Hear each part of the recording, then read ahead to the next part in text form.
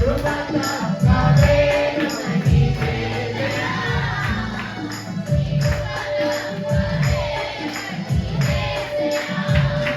స్తోత్రం. హల్లెలూయా.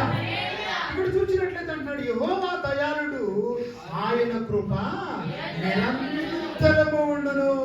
It is a life long everlasting grace that God has been shown to us. ఆయన ఎలాంటి ప్రేమ అంట?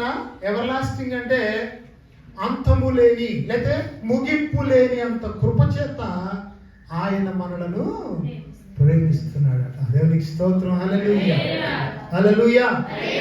ఆయన సర్వాంతర్యామి, సర్వజ్ఞాని. అంతేకాక అంటున్నాడు, ఆయన కృప ఎలాంటిదంట? నిరంతరము నిలచ్చు. మరి నిలిస్తే ఏం చేయాలి మనము? ఆయన కృప చేత మనల్ని బలపరుస్తూ ఉన్నారు.